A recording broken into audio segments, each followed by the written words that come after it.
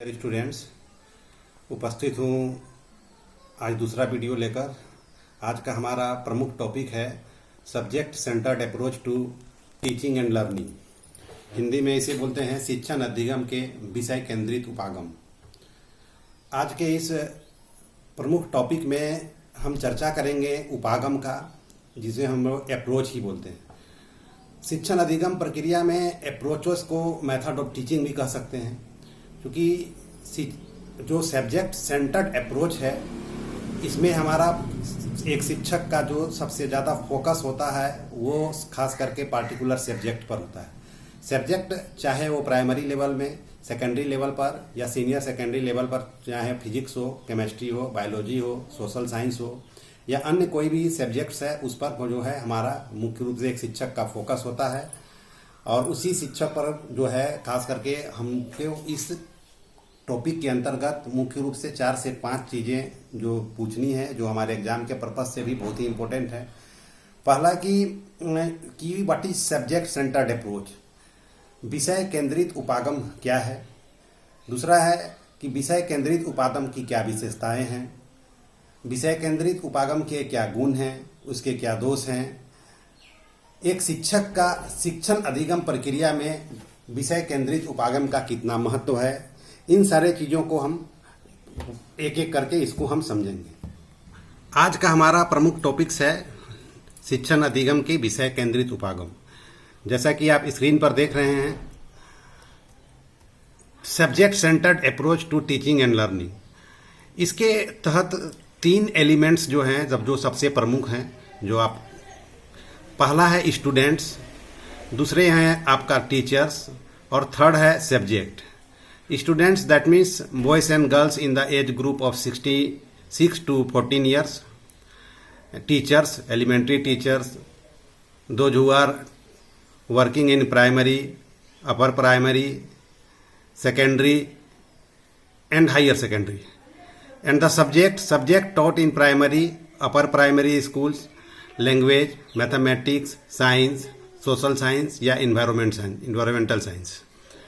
जो 6 से 14 वर्ष के बालक और बालिकाओं का यहाँ जो है कि 6 से 14 वर्ष के बालिकाएं जो खास करके विद्यालय में अध्ययन करते हैं, उसके लिए विषय केंद्रित उपागम कितना महत्व रखता है।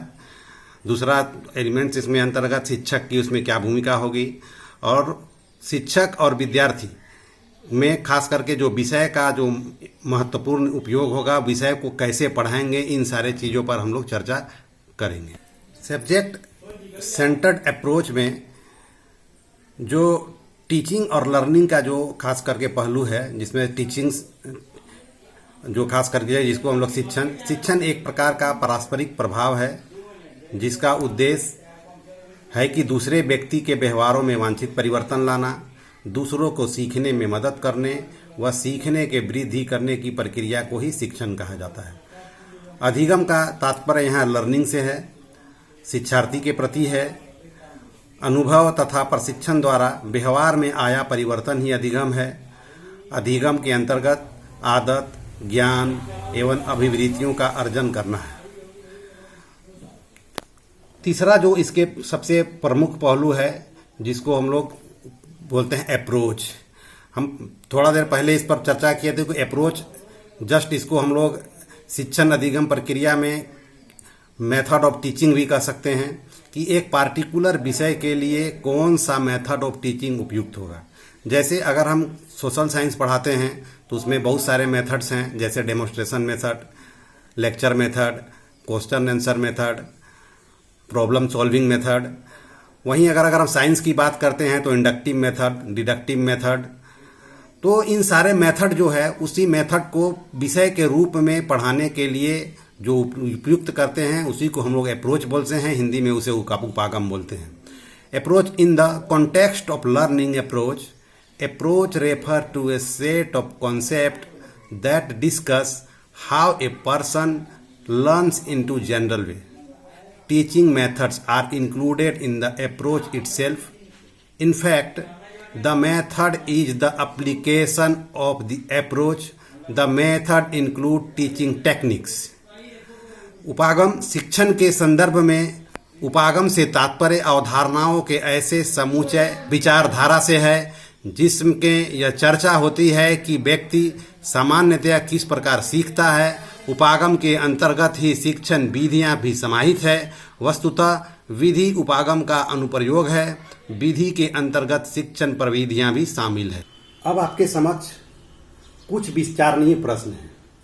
पहला, कि क्या आपके शिक्षक केवल एक ही शिक्षण विधि का प्रयोग कक्षा में या क्लासों में किसी भी प्रकरण को पढ़ाने में करते हैं?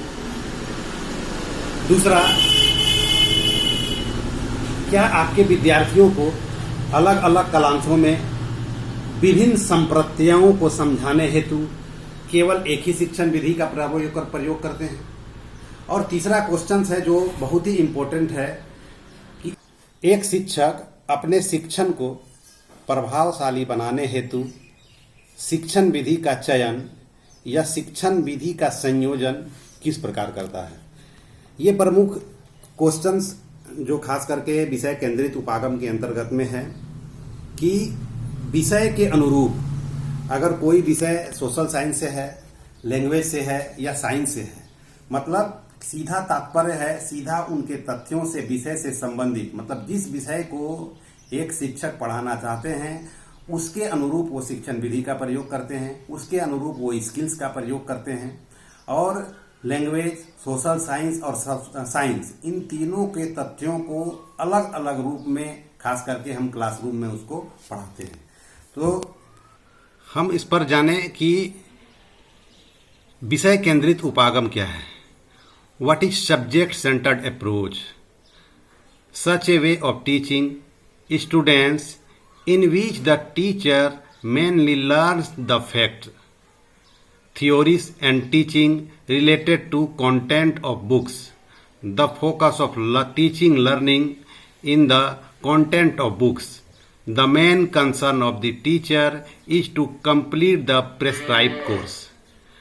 विषय केंद्रित उपागम विद्यार्थियों को सिखाने का एक ऐसा तरीका है जिसमें शिक्षक मुख्य रूप से पुस्तकों की विषय वस्तु से संबंधित तथ्यों, संप्रत्ययों शिक्षक संपादित करता है। शिक्षण अधिगम का केंद्र बिंदु पुस्तक एवं विषय वस्तु होती है।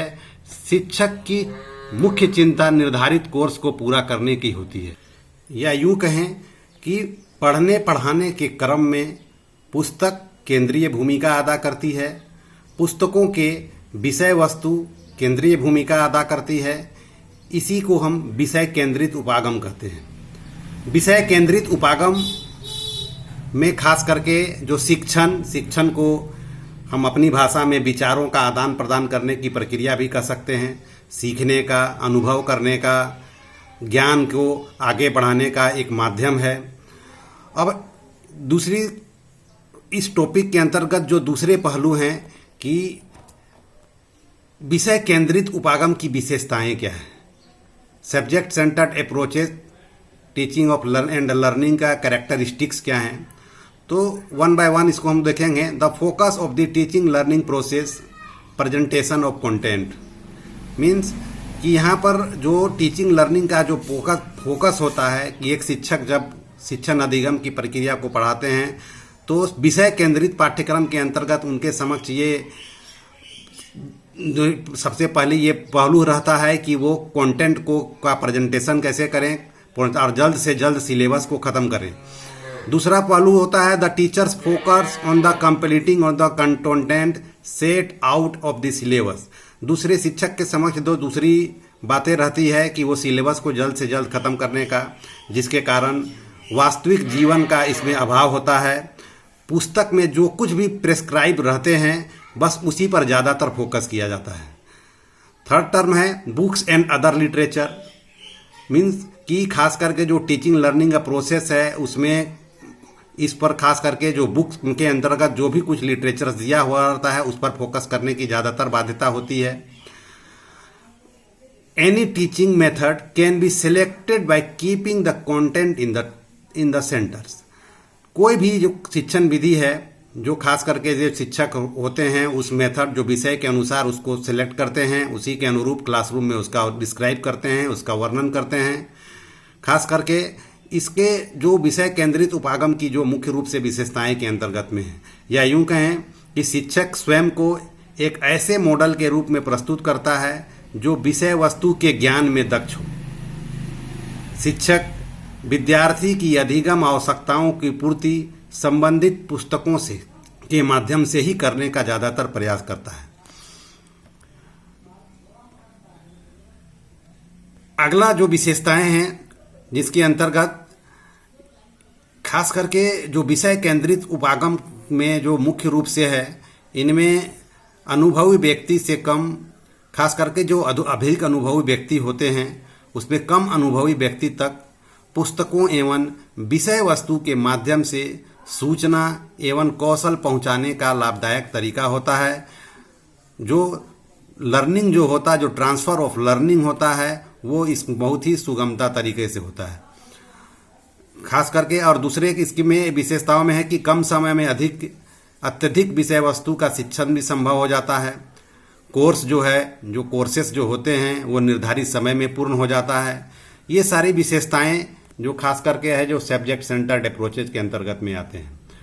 अब इसके सब्जेक्ट सेंटर्ड अप्रोच के कुछ डिमेरिट्स भी हैं जिसको हम लोग देखेंगे।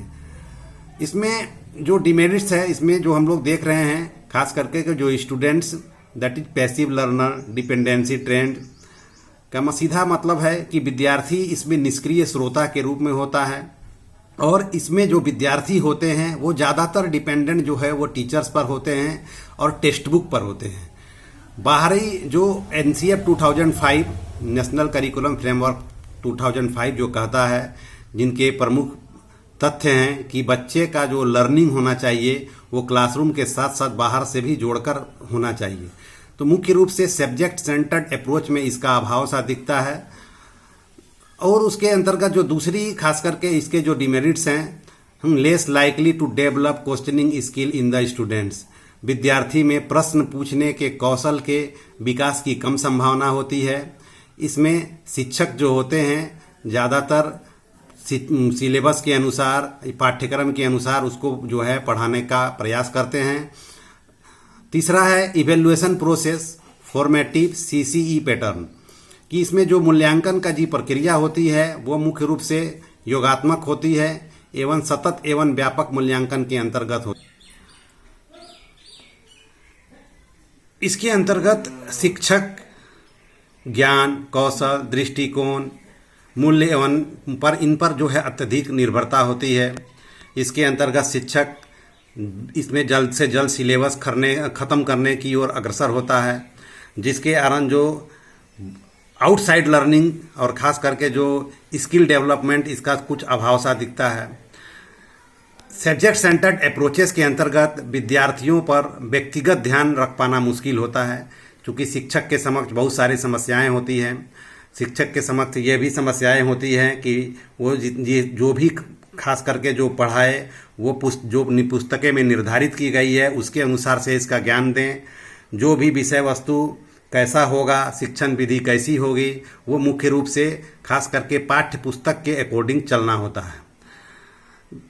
विद्यार्थियों में रुचि, सृजनात्मकता, चिंतन कौशल एवं आलोचनात्मक दृष्टिकोण के विकास के अवसर सीमित होते हैं।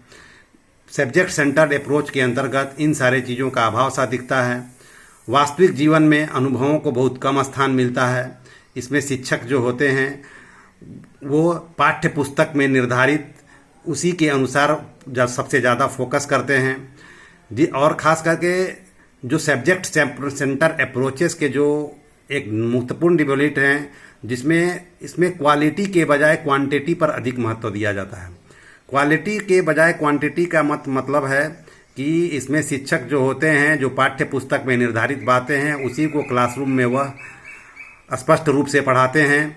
खास करके एक एक पहलू को वह उनका एक्सप्लेनेशन नहीं कर पाते, और इसके जो है विद्यार्थी एक निष्क्रिय श्रोता के रूप में होते हैं, और शिक्षक जो होते हैं मुख्य रूप से होते हैं वो सब्जेक्ट के अकॉर्डिंग उनको चलना होता है। तो निश्चित रूप से इस वीडियो के माध्यम से जो कुछ भी आपको बताया गया है आप इस चीज़ को देखें, पढ़ें, और कुछ इसके अंतर्गत में जो ही क्वेश्चन पूछना हो तो फिर हमें ऑनलाइन के माध्यम से, व्हाट्सएप के माध्यम से ज़रूर पूछें। अगला टॉपिक को अगला वीडियो लेकर हम फिर समय उपस्थित होंगे। तब तक के लिए धन्यवाद।